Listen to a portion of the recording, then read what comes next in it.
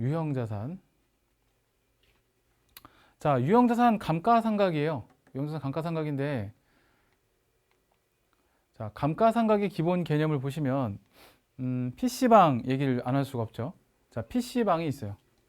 PC방이 있는데, 컴퓨터가 가장 메인이겠죠. PC방은 컴퓨터를 빌려주고, 그에 따라서 사용료를 받는 그런 매출 구조를 가지고 있어요. 그죠? 그래서 PC방에서 컴퓨터를 사서 딱 5년만 장사하고 접을게요. 5년만 장사하고 접을 거예요. 그럼 PC방의 컴퓨터는 딱 5년 동안만 제가 사용을 하고 과감하게 그냥 다 폐기 처분하고 버릴 겁니다. 그러면 얘는 어쨌든 물론 이제 물리적인 수명도 있겠고 경제적 수명도 있을 거예요. 근데 여기서는 경제적 수명을 생각하면 컴퓨터는 수명이 5년인 거예요. 만약에 물리적인 수명을 생각하면 얘는 5년은 더 가겠죠. 얘를 만약에 땅에 묻어봐요. 얘가 썩어 없어질 때까지 최소 5년이 뭐야? 50년은 더 걸릴걸? 그죠? 그래서 일반적으로 경제적 수명을 생각하면 컴퓨터는 딱 5년 쓰고 버리는 거죠. 그렇게 생각하시면 돼요. 그래서 수익에서 비용을 빼서 이익이 산출된다는 구조를 한번 떠올려 볼게요. 1차 연도, 2차 연도, 3차 연도, 4차 연도, 5차 연도 합계 이렇게 내볼게요. 첫 해는 그냥 일정하게 500원, 500원, 500원, 500원, 500원 매년 PC방은 컴퓨터를 사용자들에게 사용함으로써 500원씩 수익을 번다고 해볼게요. 그냥 500원씩 수익을 똑같이 번다. 그러면 컴퓨터를 살 때 만약에 이 컴퓨터를 딱 500원어치를 샀어요. 초기의 투자 비용이 500원이다 라고 생각을 해볼게요. 초기 투자 비용이 500원이다 생각을 하면 첫 해는 그냥 다 본전이죠. 그죠? 첫 해는 본전이에요. 왜냐하면 첫 해는 수익이 500원인데 딱 컴퓨터 사는데 들어간 비용도 500원이니까. 근데 이 구조로 보면 계속 이제 남겠죠. 들어간 비용이 없으니까. 그러면 돈 들어오고 나가는 것만 생각하면 전체적으로는 5년 동안 매년 따박따박 500원씩 수익을 번다고 가정했을 때 처음에 들어갈 때 컴퓨터를 설치하는 비용이 500원이라서 이후에 추가적인 업데이트 비용이나 추가적인 업그레이드 비용이 없다. 그냥 딱 장사를 할 때 그냥 하나 가정을 둘게요. 500원만 딱 들어가고 이후에는 그냥 추가적인 비용이 없다라고 가정한다면 첫 해는 영원히 나겠지만 수익이 제로겠지만 이후에는 계속 비용이 발생하지 않기 때문에 500원씩 벌어서 결국에는 내가 500원 투입해서 2,500원 벌으니까 순수익이 2,000원이 남을 거예요. 돈을 들어오고 나가는 것만 생각해 보면 초기 투하 비용이 500원이고 그 500원을 투자해서 첫 해는 본전, 그 다음서부터는 500원, 500원, 500원, 500원씩 계속 수익을 번다. 이렇게 가정을 해보면 PC방은 되게 이런 구조로 되어 있어요. 물론 실제 PC방을 보면요. 비용이 안 들어갈 수 없어요. 맞아요. 근데 PC방보다 여러분 장래희망 중에 그런 것도 있을 수 있고 실제로 여러분 부모님이나 주변 지인들, 친척들이 이런 분들 계실 수 있는데 건물주를 꿈꾸시는 분들이 되게 이런 수익 구조를 생각하세요. 처음에 내가 건물을 사서 건물주가 되면은 나중에는 월세가 따박따박 잘 들어오면 비용이 안 들어갈 테니까 나는 건물주가 돼서 대박을 터뜨릴 거야 라고 생각하는 분들이 계신데 잘못 생각하고 계신 거예요. 건물주는 아무나 하는 게 아닙니다. 역시 사업을 아무나 하는 게 아니듯이 건물주도 아무나 하는 게 아니에요, 진짜. 근데 예를 들어서 PC방을 이렇게 한다고 합시다. 이거는요, 처음에는 500원이 들어갔지만 나중에는 계속 수익 창출이 되는 거니까 꽤 괜찮은 장사 같아요, 그죠? 근데 회계에선 이걸 인정하지 않습니다. 이건 수익 비용 대응의 원칙에 어긋나는 방식이에요. 왜 그러냐면 잘 보세요. 컴퓨터를 사서 첫 해에만 쓰는 게 아니죠. 그죠? 그 다음 해에도 500원을 벌어주고 이 PC는 그 다음에도 500원을 벌어주고 다음에도 500원을 벌어주고 다음에도 500원을 벌어주고 5년 동안 계속 500원씩 수익 창출을 해주는 거잖아요, 컴퓨터가. 다만 내가 돈 들어가는 것만 생각하면은 얘는 그냥 첫 해 연도에 돈 들어가고 그 다음에 돈이 안 들어간다고 생각하잖아요. 바로 뭐를 고려하지 않냐면 감가상각을 고려하지 않은 거예요. 또는 이 감가상각의 개념에서 좀 더 들어가면 수익 비용 대응을 고려하지 않은 거예요. 왜냐하면 계속적으로 나한테 500원씩 벌어주고 있기 때문이죠. 그러니까 비용은 처음에 들어가고 이후에 비용이 안 들어갔다고 얘가 없어지는 건 아니잖아요. 그죠? 그러니까 얘는 처음에는 비용이 들어갔지만 이후에 유지 보수 비용이 안 들어간다 하면 계속적으로 나한테는 존재함으로써 500원씩 벌어주고 있는 거예요. 이건 수익 비용 대응이 맞지 않아요. 그래서 비용이 들어갔을 때 어떠한 자산을 구입하거나 어떠한 투자가 들어갔을 때 그걸 다 비용으로 떨면은 그건 수익 비용 대응에 맞지 않다라고 보는 거예요. 왜냐하면 이거는 말이 될 수 있겠죠. 500원을 벌기 위해서 500원을 썼다. 근데 이후에는 500원을 벌기 위해서 한 푼도 안 쓴 게 된 거니까 수익 비용 대응이 맞지 않다고 보는 거예요. 회계적 관점은 그래요. 그래서 이게 맞은 답이 되려면 이렇게 되어야 맞습니다. 500원을 전부 다 비용 투입하는 것이 아니라 그 해의 수익이 대응될 때 그 비용을 매칭을 시켜주는 거죠. 대응. 그러니까 그 해의 비용이, 그러니까 얘가 500원을 다 한꺼번에 쓰긴 했지만 그 해에 500원을 벌기 위해 100원어치만 쓰여진 거고 그 다음 해에 500원을 벌기 위해서 100원어치 쓰여진 거고 이렇게 해서 비용을 배분하는 거예요. 근데 제가 단순하게 어떻게 100원씩 나오냐면 500원을 5년 동안 나눠서 비용을 인식한다면 얼마씩 인식해야 돼요? 단순하게 생각하면 1년에 100원씩 5년 동안. 근데 지금 이거는 계속 안 바뀌는 거 아세요? 끝에 있는 수치는 안 바뀌어요. 다만 접근 방식의 차이인 거예요. 한꺼번에 500원을 다 비용을 인식해서 그 다음에는 그냥 비용이 없는 걸로 인식하는 방법과 자, 처음부터 100원씩 100원씩 100원씩 5년 동안 나눠서 인식을 해서 결과적으로 500원을 다 인식하는 방법과 답은 똑같지만 접근 방식이 틀린 거예요. 그러면 그 해의 수익에 그 해의 비용이 대응되고 역시 400원의 이익이 계산되겠죠. 그 다음에 그 해의 수익에 그 해의 비용이 대응되고 이런 형식으로 가는 겁니다.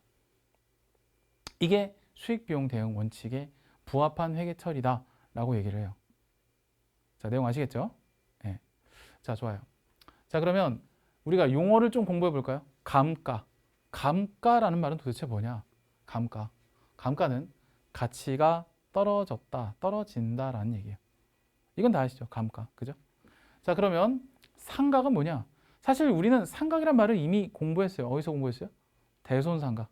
기억나시죠? 대손상각. 생각도 하기 싫은 대손상각. 그죠? 대손상각. 상각은 깎는다라는 뜻이에요. 깎는다. 그러면 가치가 떨어지는 부분을 뭔가 깎아서 표현하는 방식. 근데 뭘 깎을 거야? 자산을 깎아요. 자산을 깎아서 비용을 만들어요. 그게 상각이란 뜻이에요.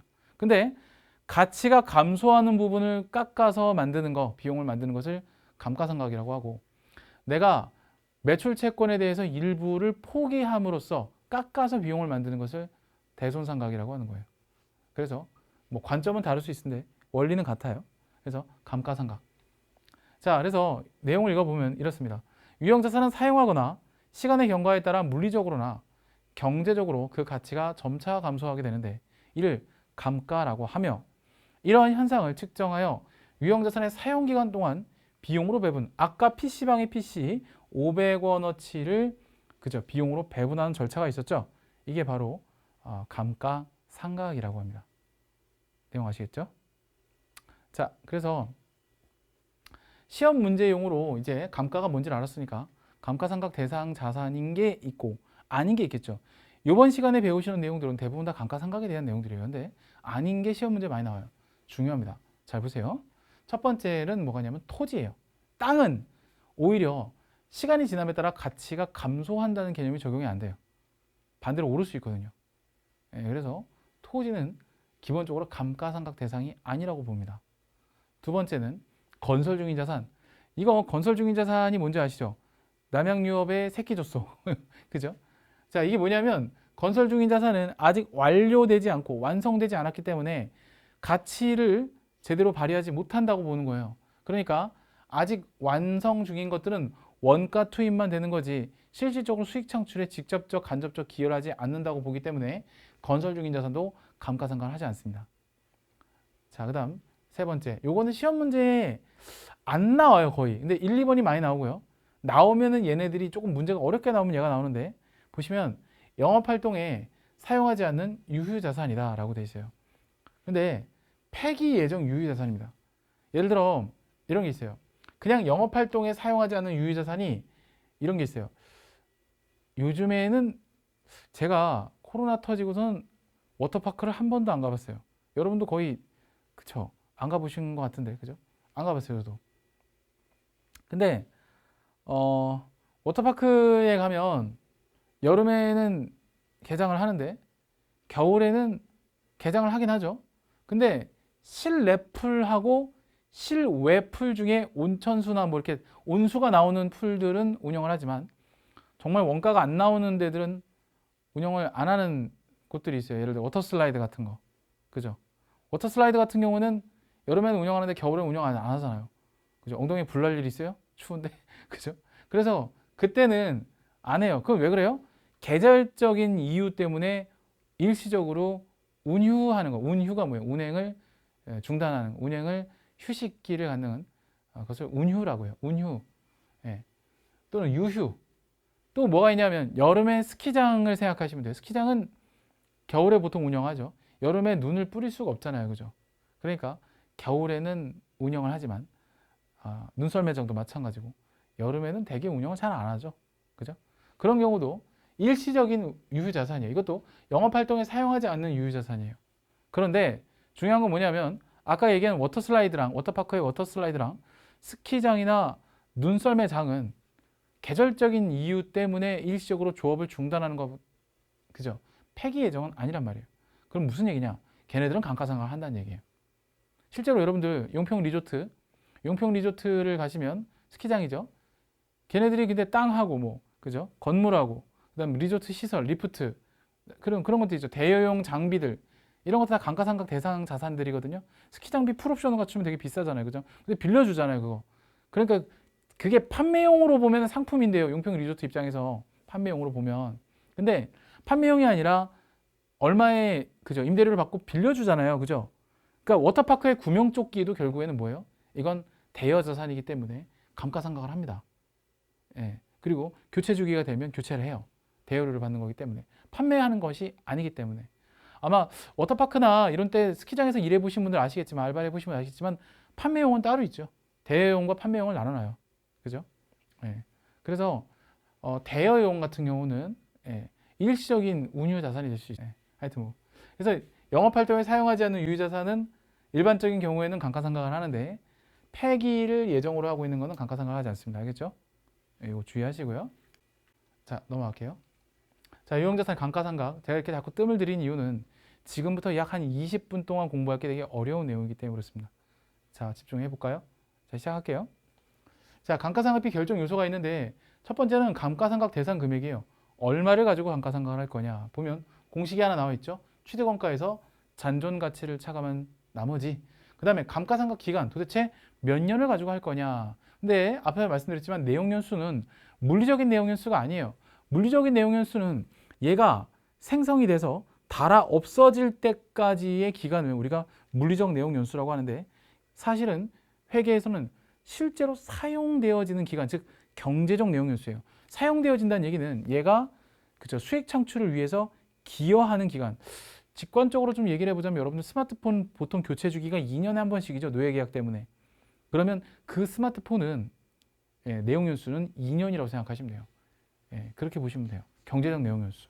물리적 내용연수는 땅에 묻어서 걔가 아예 소멸될 때까지 기간 100년이 넘을 수도 있어요. 요즘에 스마트폰이 워낙에 그렇죠. 자, 그래서 자 보면 내용이 좀 길어요. 감가상각의 기준이 되는 금액으로 해당 유형자산을 사용하는 기간 동안 비용을 인식할 총금액을 말한다. 이때 취득원가는 구입대금에 역시 뭐라고 되어 있어요? 부대비용을 가산한 금액. 자산의 일반적인 속성이죠.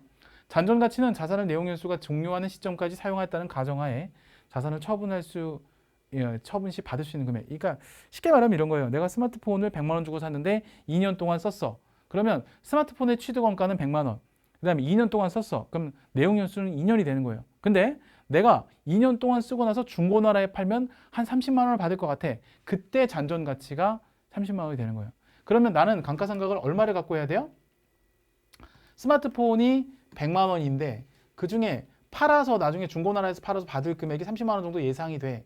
그러면 이거, 그죠? 얘를 우리 뭐라고 하냐면 70만 원. 요거를 우리가 뭐라고 하냐면 감가상각 대상 금액이라고 해요. 70만 원 갖고 감가상각을 하는 거예요. 왜? 30만 원 나중에 중고나라에 팔아서 받을 돈이니까. 그렇게 보시는 거예요. 알겠죠? 근데 보통 잔존 가치가 0이다. 이럴 수 있게 나올 수 있죠. 아이고. 죄송해요. 내가 너무 의욕이 앞섰어. 자, 그러면 만약에 자, 보세요. 취득원가가 100원이고 잔존 가치가 하나도 없다라고 하면 100만 원이고 이 100만 원을 전부 다 감가상각할 수 있는 거예요. 알겠죠? 잔존 가치는 되게 상대적이에요. 절대적일 수 없죠, 그죠? 내가 중고나 시세에 따라 바뀌는 거지 이게, 그죠? 내가 스마트폰이나 노트북을 썼다가 나중에 제값에 받고 팔 수는 없잖아요, 그죠? 적정한 가격에. 그래서 우리가 그 변곡점을 잘 이해해야 돼요. 그래서 그러니까 좀 저 같은 경우가 그런 타입인데 저는 노트북이나 스마트폰을 되게 빨리 바꾸는 편이에요. 어떤 거는 1년 지나고 바꾼 적도 있어요. 예, 노트북 같은 경우는 1년 쓰고 바꿨었어요, 최근에. 저는 좀 약간 그 스마트 기기나 기계 같은 거에 좀 얼리 어댑터라고 해야 되나? 좀 빨리 바꾸는 편이에요. 그러니까 저는 업무는 장비빨이라고 생각해요. 항상 저는 업무는 장비빨. 공부는 모르겠어요. 근데 업무는 장비빨인 것 같아요. 공부는 환경인 것 같고 업무는 장비빨인 것 같아요. 저는 항상 그래서 장비빨에 되게 신경을 많이 써요. 그래서 뭐 노트북 같은 경우도 거의 주기가 2년에 한 번도 너무 길고 1년에 한 번씩 바꾸는 편이에요. 신상이 나오면 그냥 쿠폰 매겨갖고 뭐 200이든 300이든 일단 질러요. 그리고 이제 기존에 갖고 있는 노트북은 누굴 주거나 팔거나 뭐 그렇게 해요. 회전을 좀 빨리 하는 편이에요. 저는 그런 편이에요. 근데 제가 무슨 유튜버도 아닌데 그쪽 유튜버는 아닌데 그런 편이에요. 예. 어쨌든 그렇고, 예. 그래서 밑에 보시면 감가상각 기간을 볼게요. 자산이 사용 가능할 것으로 기대되는 기간, 사용 가능할 것이래요. 그래서 경제적 수명, 물리적 수명이 아니라 경제적 수명을 얘기합니다. 알겠죠? 자, 이제 분계 내용을 배울 텐데, 자, 잘 들어보세요. 자, 예를 들어 건물이 있는데요. 취득원가가 1,000원이고 감가상각비가 100원 있다라고 해볼게요. 그럼 분계를 이렇게 해요. 차변의 감가상각비 100원, 비용이 발생, 대변의 감가상각 누계액이라는 걸 써요. 이게 어떻게 표시되는지 잘 보셔야 돼요. 자, 일단 차변에 감가상각비는 비용으로서 손익계산서로 갑니다. 그래서 손익계산서에 감가상각비 이렇게 적히죠. 그죠? 근데 자, 얘는 어떻게 하느냐? 자, 뭐라 그랬죠? 감가상각의 개념이 뭐라 그랬죠? 자산을 깎아서 비용을 만든다 그랬잖아요. 깎는 표현을 직접적으로 건물 이렇게 안 빼고 이렇게 뺍니다. 자산의 차감적 평가 계정이다. 이거 어디서 많이 봤어요? 대손 충당금에서 봤어요. 얘가 바로 대손 충당금하고 비슷한 그림이 나오죠. 그래서 이거를 회계를 아는 사람들은 어떻게 읽어드리냐면 건물을 1,000원 주고 샀는데 시간이 지남에 따라 가치가 감소한 게 100원이라 이 자산의 실제 가치는 900원으로 표시되고 있어 라고 이해하는 거예요. 근데 이게 외상매출금하고 대손충당금이라고 하면 어떻게 돼요? 내가 외상매출금이 1,000원만큼 있는데 때려주게도 못 받을 것 같은 돈이 100원이라 진짜 받을 돈은 900원이야. 이렇게 표현하는 거랑 똑같은 개념이에요. 자산의 차감평가 계정은 그런 개념입니다. 직접적으로 안 빼요. 왜? 다 충실하게 표현해 줘야 되기 때문에. 회계정보 이용자들의 경제적 의사결정에 충실한 표현을 해주는 거예요. 자, 얘를 취득원가라고 하고요. 1,000원을 이때, 그 다음에 900원을 장부 금액이라고 합니다. 그리고 뭐 차감평가 계정인 건 말씀드렸고요. 이런 방법을 뭐라고 하냐면 회계정보 이용자들의 경제적 의사결정에 유용한 정보를 제공한다. 무슨 방법으로? 간접법으로. 직접 100원을 빼서 건물 900원이라고 표시하지 않고 건물이 1,000원인데 그 다음에 900원, 그래서 900원. 왜냐하면 봐보세요. 만약에 이렇게 표현을 안 하고 직접적으로 재무상태표 표시를 할 때 이렇게 표시 한번 해볼게요. 직접법을 쓰면은 대변의 감가상각 누계액이 아니라 그냥 대변의 건물 하는 거거든요. 그럼 건물이 900원 이렇게 표시가 돼요. 다른 건 다 보지 마시고 얘만 놓고 보세요. 그럼 이거 있잖아요. 이것만 놓고 봤을 때는 알 수가 없어요. 원래 900원을 주고 샀다는 건지 아니면 1,000원의 건물을 사서 100원이 감소해서 그래서 900원이라는 건지 얘만 놓고 봤을 때는 알 수가 없어요. 근데 이렇게 놓고 보면 알 수 있잖아요. 그죠? 얼마에 사서 가치가 얼마 감소해서 그게 실질적으로 얼마의 가치라는 건지 밑에 거랑 위에 거랑 비교해 보면 되게요. 똑같이 900원인 거는 틀림이 없는데 이렇게 그냥 딱 900원이에요 라고 얘기하는 거랑 1,000원 주고 사서 100원이 감소해서 900원이에요 라고 얘기하는 거랑 뭐가 더 친절해요? 밑에 게 더 친절하잖아요. 그죠? 밑에 방법이 원칙이에요. 알겠죠? 그렇게 이해하시면 돼요. 그 이유가 뭐 때문에? 유용한 정보의 제공을 위해서. 알겠죠? 자, 감가상각 방법은 몇 가지가 있는데요. 정액법이 있어요. 정액법은 매년 같은 금액으로 상각하는 거예요. 그 다음 정률법은 매년 정률은 뭐예요? 같은 퍼센트로 상각해요. 그래서 백분율의 률, 퍼센테이지로 감가상각을 한다. 그 다음에 나머지 친구들이 있어요. 생산량비례법, 연수학법, 이중채가법. 근데 우리 시험엔 얘네들만 나와요. 정액법, 정률법만 나와요. 다행스럽게도. 근데 얘네들이 안 나오는 건 아닌데 사지선다형 이론 문제에는 나와요. 근데 우리 시험에서는 얘로 나와요. 실무 프로그램에서. 알겠죠? 자, 그렇게 보시면 될 것 같고요. 자, 이제 사례를 크게 두 가지 들 거예요. 정액법의 사례와 정률법의 사례를 각각 들 건데요. 정액법. 얘는 매년 같은 금액으로 생각한다 그랬죠. 공식이에요. 이건 외우셨으면 좋겠어요. 예, 암기사항이에요. 그래서 감가상각비 구하는 공식은 취득원가에서 잔존가치를 뺀 나머지에서 남은 내용윤수로 나눠주시면, 그 해당 내용윤수로 나눠주시면 그 해의 감가상각비가 계산이 돼요. 그래서 어떻게 진행되는지 한번 볼게요. 자, 요거 한번 볼게요. 본사 건물에 대해 감가상각비를 계산하다. 취득원가는 1,000만 원, 내용윤수는 3년, 잔존가치는 100만 원이다. 이렇게 실제로 문제가 이렇게 나와요. 그러면 어떻게 감가상각을 하냐? 이렇게 감가상각을 해야 되겠죠. 공식은 이거죠. 그죠? 여기에 얘네들을 다 대입을 시키면 답이 나와요. 그러면 이렇게 나와요. 자, 취득원가 1,000만 원, 잔존가치 100만 원, 내용윤수 3년. 그럼 1년에 300만 원씩 감가상각을 3년 동안 총 900만 원을 생각할 수 있는 거예요. 그러니까 잔존가치를 뺀 나머지는 다 감가상각한다고 보시면 돼요. 예. 여기선 900만 원이 되겠죠? 이걸 3년 동안 하는 거예요. 그럼 회계 처리를 한번 볼게요. 첫 해 연도 감가상각하면 이렇게 돼요. 이때 요거를 뭐라래요? 잔존가치라고 하겠죠. 그러면 봐봐, 장부금액. 자, 이렇게 매년 똑같이 감가상각이 되는데 뭐가 늘어나요? 누계액이 300이었다가 다음에는 누적이 돼서 600원, 600만 원, 그 다음에는 누적이 돼서 900만 원. 결국은 얘가 잔존가치가 되는 거예요. 100만 원만큼 딱 남죠. 잔존가치만큼. 이게 감가상각이 돼요. 이렇게 정액법이에요. 이게 금액이 매년 같죠. 그죠? 정액법이 상대적으로 쉬워요. 근데 정률법은 조금 어려워요. 자, 정률법. 얘는 매년 같은 율로 생각한다. 같은 퍼센테이지로. 자, 그럼 어떻게 되느냐? 이것도 외우셔야 돼요. 취득원가에서 감가상각 누계액을 뺀 나머지에서 상각률을 곱하면 되는데 상각률은 문제에서 주어집니다. 원래 상각률을 구하시려면요. 루트의 제곱에 n승을 뭐 해야 되는 거 좀 복잡해요. 근데 여러분 시험에서는 당연히 그게 안 나오겠죠. 상각률을 줍니다. 몇 프로라고.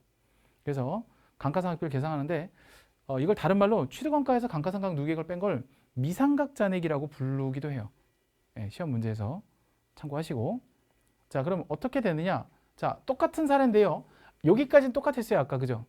근데 이렇게 줘요. 몇 퍼센트라고. 곱하시면 돼요. 그냥. 어렵지 않죠? 그럼 어떻게 하냐? 이렇게 하면 돼요. 이 공식이죠. 여기에. 그럼 취득원가는 1,000만 원. 근데 여기 내용일수는 없죠? 내용일수 안 보이죠? 감가상각 누계액은 첫 해는 없겠죠. 상각률 53.6% 감가상각비. 그럼 이렇게 계산이 나와요.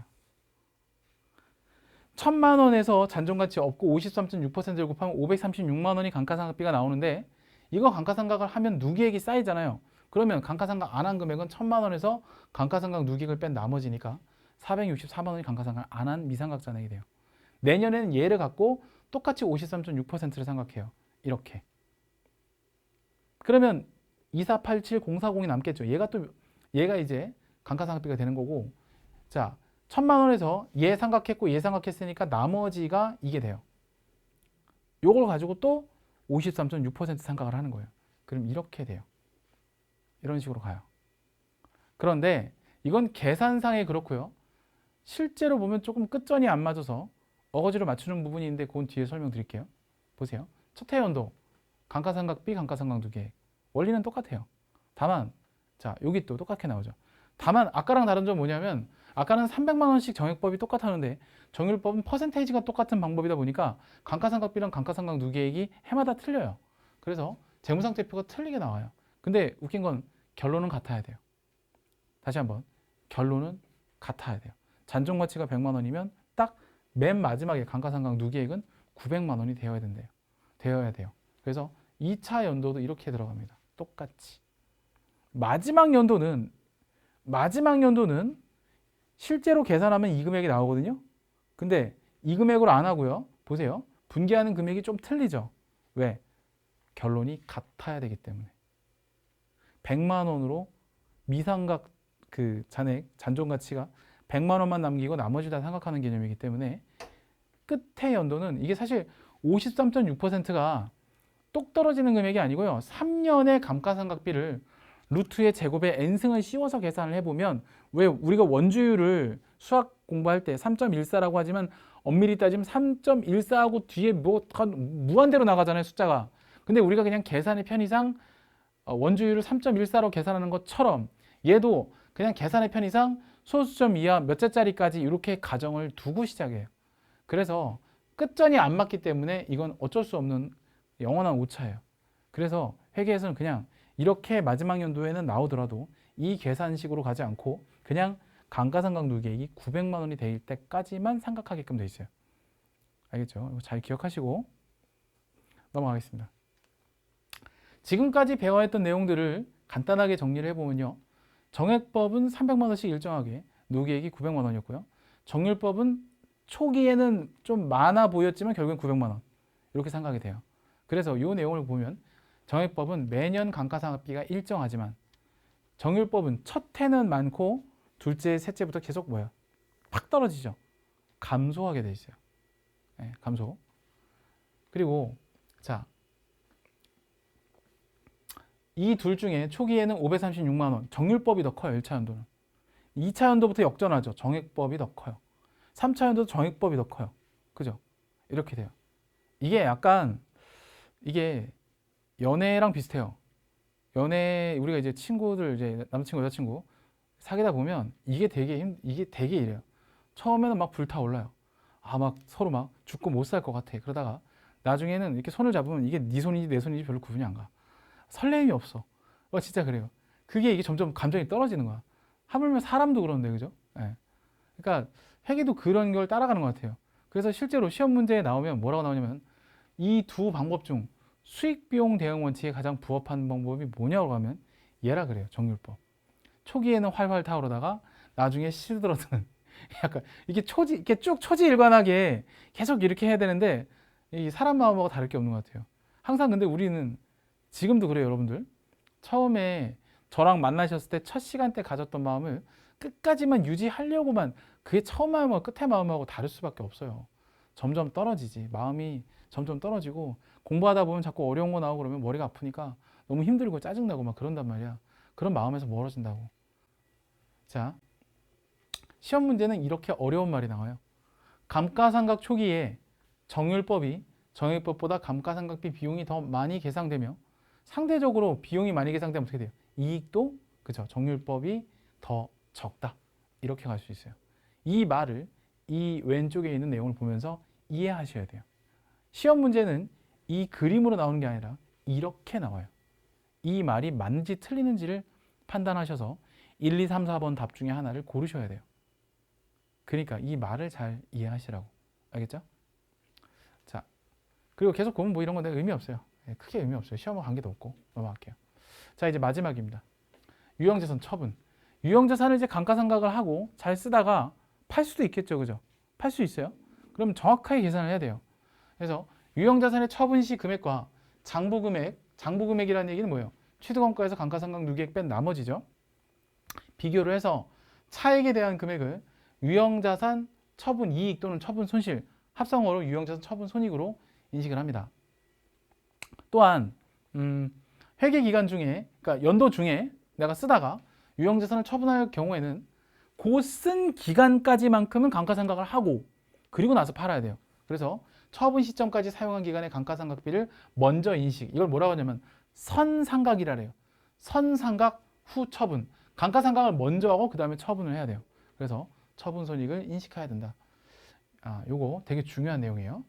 자, 사례를 들면서 이제 마무리할 건데, 만약에 장부금액, 내가 가지고 있는 장부금액, 그러니까 취득원가에서 감가상각비를 뺀 나머지를 장부금액이라 하죠. 그럼 내가 갖고 있는 자산의 실제 가치예요.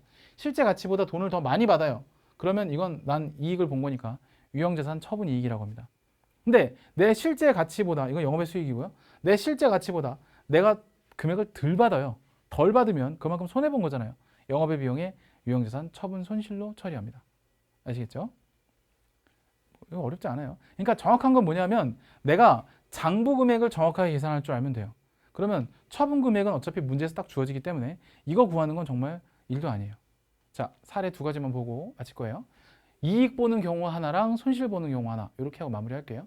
자, 이익을 보는 경우 본사 건물을 매각하고 매각 대금 300만 원 현금 받다. 처분 대금이에요. 근데 장부 금액이 얼마예요?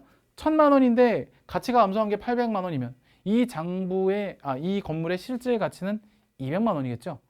200만 원짜리 300만 원에 팔았으니까 100만 원만큼 이익을 봤다. 문장을 보고 해석을 할 수 있으셔야 돼요. 영어 문장 보듯이. 근데 이제 어떻게 되느냐? 자, 이걸 그려야 돼요. 그래서 항상 저는 늘 강조하는 게 이런 유형자산 처분에 관련된 문제가 나오면 반드시 이 부분재무상태표를 그려놓고 시작하라 그래요. 저는 이렇게 말로 편하게 얘기했지만 여러분들은 사실 말로 편하게 말하는 강사인 저도, 선생인 저도 저 시험 문제 풀 때 항상 요즘에도 이렇게 그려놓고 시작해요. 돌다리도 두들겨 보고 건너야 돼요. 이렇게 시작합니다.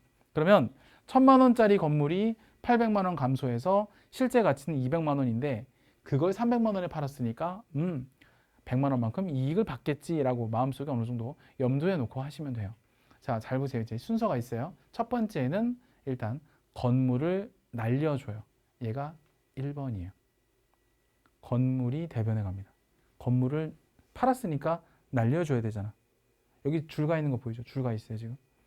그 다음, 두 번째는 반을 가는데 실가니까 얘의 차감 계정인 얘도 날려줘야 되겠죠. 얘도 이렇게 날려줘요. 그러면 딱 200만 원만큼 돈 받으면 딱 끝나요. 본전이에요. 근데 얼마를 준대요? 300만 원 준다고 돼 있죠. 그러니까 돈은 200만 원만 받아야 되는데 300을 준다고 하니까 이익이 생기는 거예요. 200만 원 받을 건데 300만 원 준다고 하니까 이익이 생긴 거라고. 그러니까 정확한 건 뭐예요? 이거를 그려내려면 얘를 잘 그려야 되겠죠. 유형자산 처분은 다른 거 없어요. 부분재무상태표만 잘 그려놓으면 무조건 한 문제 맞춰요. 이렇게. 알겠죠? 이걸 잘해야 돼요. 이걸 잘해야 이 다음 단계의 FAT 1급 혹시 입문 단계 끝나고 초급으로 넘어가실 분들은 FAT 1급을 배우시는데 거기에 이 분기에 플러스 부가가치세 개념이 들어가요. 실제로. 거기서 이걸 모르면 거기선 진도가 못 나가요. 알겠죠? 잘 이해하셔야 돼요. 자, 이제 똑같은 상황인데요. 손실의 경우도 한번 해볼게요. 자, 본사 건물을 매각하고 매각 대금 이번에는 50만 원만 받아볼게요. 50만 원. 원래 얼마짜리예요? 200만 원짜리잖아요. 근데 50만 원만 받는데요. 그러면 어떻게 하면 돼요? 역시 건물을 먼저 날려줘요. 그리고 감가상각 누계액을 털었을 때 본전이 얼마인가?